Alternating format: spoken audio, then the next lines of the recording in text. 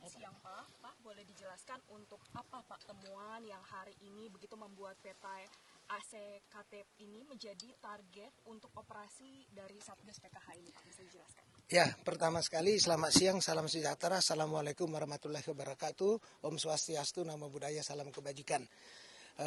Kami sampaikan dulu pertama sekali bahwa pada hari ini, hari Kamis tanggal 22 Januari 2026, Satuan Tugas Penertiban Kawasan Hutan yang dibentuk dengan peraturan Presiden nomor 5 tahun 2025 telah melakukan lanjutan tindakan penertiban kawasan hutan yang selama ini dikelola secara tidak sah oleh subjek hukum.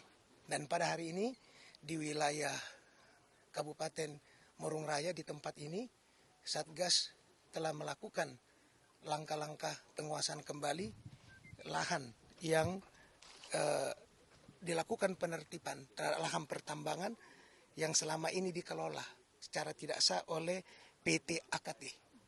Nah, hari ini telah dilakukan penguasaan itu seluas 1.699 hektar yang digunakan sebagai area bukaan tambang oleh PT AKT di Kabupaten Murung Raya.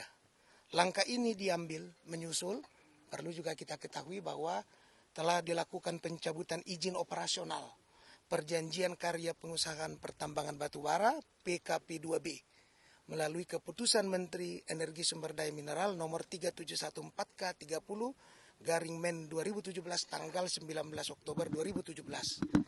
Berdasarkan hasil verifikasi dari Satgas, ditemukan sejumlah pelanggaran ya. 1. Pelanggaran perizinan.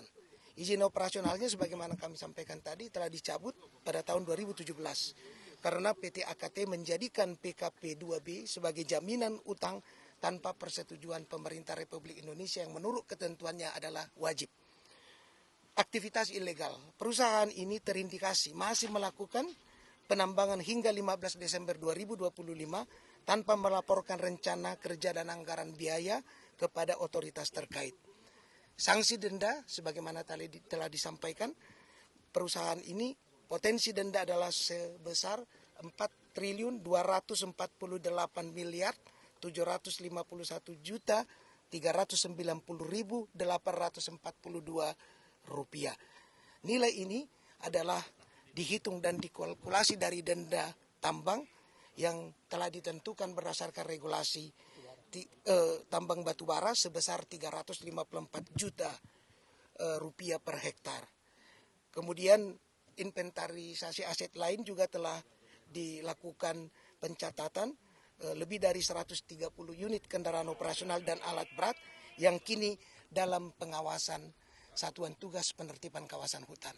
Jadi ini adalah langkah lanjutan di mana dengan kewenangan yang ada, Satuan Tugas Penertiban Kawasan Hutan pada hari ini melakukan kegiatan penertiban setiap usaha aktivitas yang tidak berdasarkan aturan regulasi, melanggar perizinan, dan dengan itu dilakukan penguasaan kembali, penagihan denda administratif, serta tidak menutup kemungkinan langkah-langkah penegakan hukum yang bersifat pidana kepada subjek hukum yang diduga kuat melakukan pelanggaran terhadap seluruh ketentuan hukum yang berlaku di negara Republik Indonesia.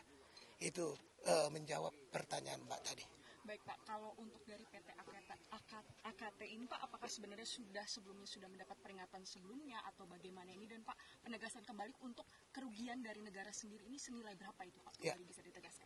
Ya tentu saja proses ini bukan proses yang hari ini saja, sudah proses panjang. Tadi saya sudah menguraikan dari semenjak tahun 2017 lalu dilakukan kegiatan penertiban. Hari ini penertiban itu berupa penguasaan lahan milik negara yang dikelola secara tidak sah atau melanggar ketentuan. Inilah langkah penertiban itu, dan semuanya berdasarkan ketentuan hukum, peraturan yang menjadi dasar dari penertiban ini.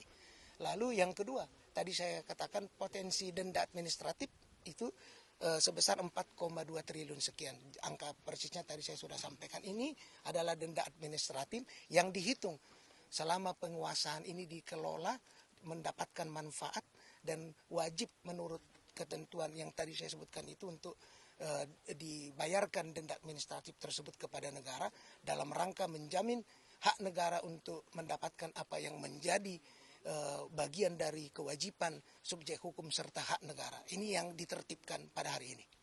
Terima kasih sekali ya Pak. Ya, terima kasih. Cukup ya. Ya.